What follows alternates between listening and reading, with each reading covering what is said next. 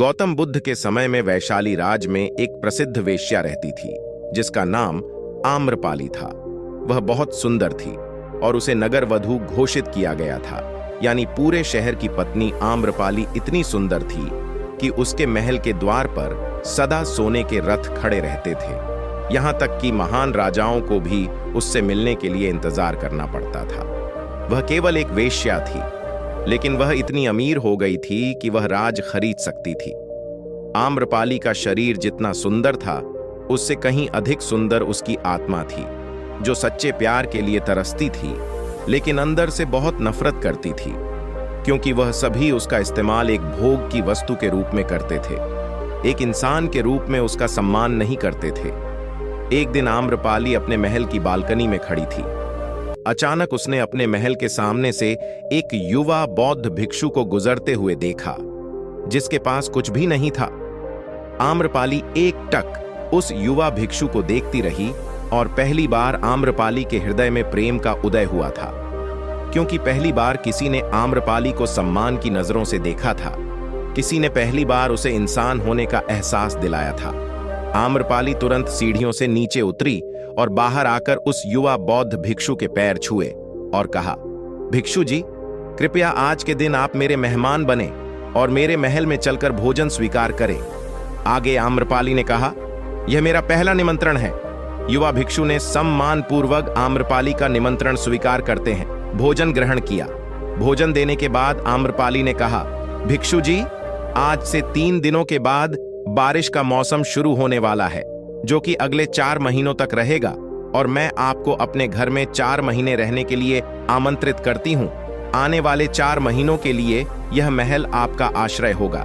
मैं आपको पूर्ण रूप से आश्वस्त करती हूँ कि मैं किसी भी प्रकार से आपके ध्यान की बाधा नहीं बनूंगी, बल्कि मुझसे जितना हो सकेगा आपके ध्यान की सुविधाओं को सरल बनाने का प्रयास। युवा बौद्ध भिक्षु ने कहा, माफ कीजिएगा देवी, लेकिन इस विषय में मैं स्वयं निर्णय नहीं ले सकता। मैं आपके प्रस्ताव के विषय में बुद्ध से पूछूंगा। अगर वह मुझे अनुमति देंगे तो मैं आपके महल में आश्रय अवश्य ग्रहण करूंगा। इतना कहकर वह बौद्ध भिक्षु वहां से चला गया। इससे पहले कि वह युवा भिक्षु बुद्ध के पास पहुंचता और आम्रपाली के प्रस्ताव के बारे में कुछ बताता, उससे पहले वहां पर मौजूद अन्य भिक्षु बुद्ध के पास पहुंच गए और बुद्ध से कहा, बुद्ध, आप उसी युवा भिक्षु को रोकिएगा।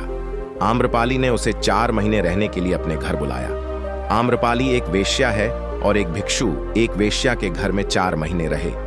यह सही नहीं है, इससे हमारे संघ में गलत संदेश जाए। बुद्ध ने कहा, कृपया आप लोग शांत हो जाएं और उस भिक्षु के आने की प्रतीक्षा करें। थोड़ी देर बाद वह युवा भिक्षु बुद्ध के पास आया। बुद्ध के पैर छुए और उन्हें पूरी कहानी सुनाते हुए कहा, बुद्ध नगर की एक आम्रपाली नाम की महिला ने मुझे बारिश के 4 महीने अपने घर पर रहने के लिए आमंत्रित किया है। मैंने उसके निमंत्रण का अब भी कोई जवाब नहीं दिया। मैंने उससे कहा है कि अगर आप मुझे उसके घर रहने की आज्ञा देंगे तभी मैं उसके घर पर रहने के लिए आऊंगा। अतः बुद्ध, आप जो कहेंगे मैं वही करूंगा। उस युवा भिक्षु ने आम्रपाली के विषय में वेश्या शब्द का प्रयोग न करते हुए केवल महिला शब्द का प्रयोग किया। बुद्ध ने उस युवा भिक्षु की आंखों में देखा और कहा, तुम रह सकते हो तभी। अचानक बूढ़ा भिक्षु खड़ा हुआ और बोला कि बुद्ध, यह सही नहीं है। यह युवा भिक्षु एक सच्चाई छुपा रहा है। इसका कहना है कि एक आम्रपाली नाम की महिला ने अपने घर पर रहने के लिए आमंत्रित किया है, लेकिन वह एक महिला नहीं है, वह एक वेश्या है। बुद्ध ने कहा, मैं जानता हूं, और क्योंकि इसने वेश्या शब्द का प्रयोग नहीं किया, इसका अर्थ है इसके मन में उसके लिए सम्मान का भाव है, इसलिए मैं इसको वहां रहने की अनुमति दे रहा हूं। वहां मौजूद हजारों भिक्षुओं को विश्वास नहीं हो रहा था कि बुद्ध ने एक युवा भिक्षु को एक वेश्या के घर में रहने की अनुमति दे दी है। अगले 3 दिनों के बाद वह युवा भिक्षु आम्रपाली के घर रहने के लिए चला गया। उसके जाते ही वहां पर उपस्थित अन्य भिक्षु उसके विषय में तरह तरह की बातें बनाने लगे। बुद्ध ने सभी को शांत करते हुए कहा, मुझे मेरे भिक्षु पर विश्वास है। मैंने उसकी आंखों में देखा है कि उसके भीतर तनिक भी भोग की इच्छा नहीं थी। अगर उस भिक्षु का ध्यान गहरा रहा है तो आम्रपाली के हृदय को परिवर्तित कर देगा और अगर भिक्षु का ध्यान गहरा नहीं है तो आम्रपाली अपने शारीरिक आकर्षण से भिक्षु को परिवर्तित कर देगी। ये एक प्रश्न है, ध्यान और शारीरिक आकर्षण के मध्य, जिसका उत्तर हमें 4 माह के बाद मिलेगा। बुद्ध की बात सुनकर वहां उपस्थित भिक्षु ने कहा कि बुद्ध उस युवा भिक्षु पर बहुत अधिक भरोसा करके अनावश्यक जोखिम उठा रहे हैं। वो भिक्षु युवा हैं और आम्रपाली बहुत सुंदर है। समय प्रारंभ हुआ, वर्षा ऋतु गई, 4 माह बीते और वहां युवा भिक्षु वापस आया। उसने बुद्ध के पैर छुए और उसे युवा भिक्षु के पीछे आम्रपाली भी आई।